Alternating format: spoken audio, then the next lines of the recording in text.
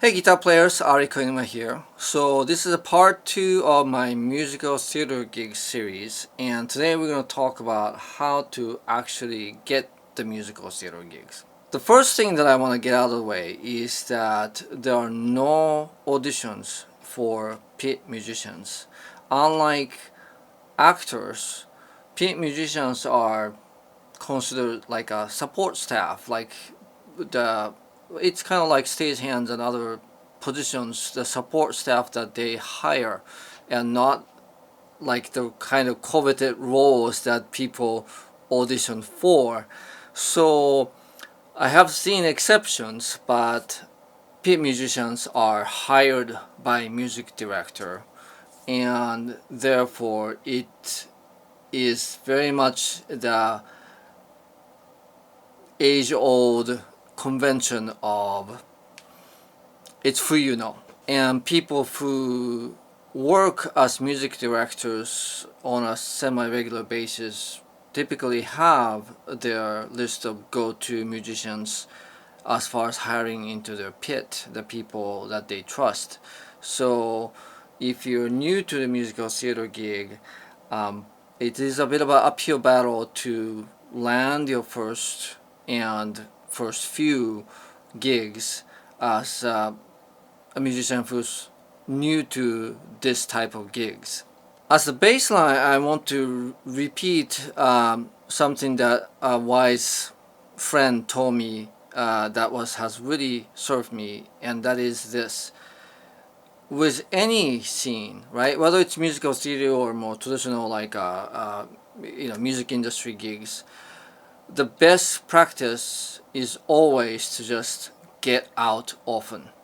Get out often and see shows. Get out often to local venues where, or local theater where community theaters and local groups are putting on shows. Just go out and see shows, be part of the local scene, and if you do that often enough, somehow through osmosis and just breathing the same air kind of things, connections start to materialize.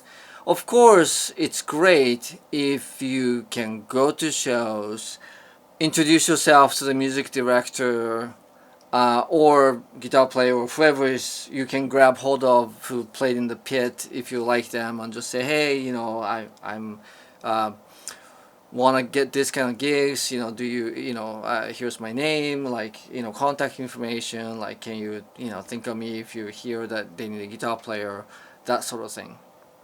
It also helps to talk to perhaps some of your actor friends or people who have theater experiences and just kind of get familiar with how theater is put together. I didn't have any experience. Maybe you do. Maybe you did, musicals in high schools or college or whatever. I didn't have any experience, so I learned it through my child. And now I know that there are certain conventions or steps that musical theater productions go through, which I'll talk about in the next segment. It's just like any kind of networking.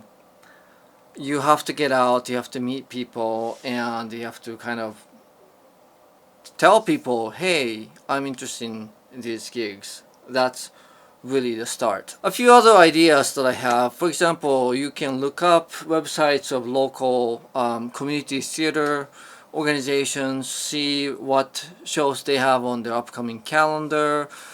I've cold emailed such organizations, say, hey, I'm a guitar player, here's my resume, can you pass this on to the music director for this show, that sort of thing. Also, there are local websites that post audition notices for upcoming shows. I looked them up and then kind of hunted down the music directors through like Facebook, Instagram, that sort of thing, and then say, hey, I see that you're doing this show in the coming months. Do you need a guitar player, right? It does take legwork to get these gigs. Now, if you don't have any experience, you should start with local community theater level, and many of them don't pay at all, but that's they're often looking for pit musicians to play in musical theater productions, and it's run by people who are passionate about musical theater. So if you're willing to put your volunteer time and effort, they'll very much appreciate it. After that, you might be able to graduate to like the next tier community theater productions, where they do charge decent ticket fee, or another place is local high schools that put on musicals as a part of their theater program. These places can pay a few $100s of stipend, so that is the next level up if you want to keep going with that. And then after that, the higher tier is like more of a regional theater organizations, and then they tend to run multiple weeks of productions, and they might have actual contracts that you signed for the run of durations, things like that. Getting to that tier will require you to have some experience. Again, there are no auditions to speak of, but then they will often ask you, okay, so do you have a resume? What shows have you done? That sort of thing. So you want to work up to that tier. If you're looking to make a lot of money, I would say musical theater is not the thing to pursue. Go pursue wedding gigs or something else. This is definitely not lucrative type of pursuits, but it certainly is very rewarding to be part of a large group of people who are passionate about telling a story, and you become part of the team that tell the story. And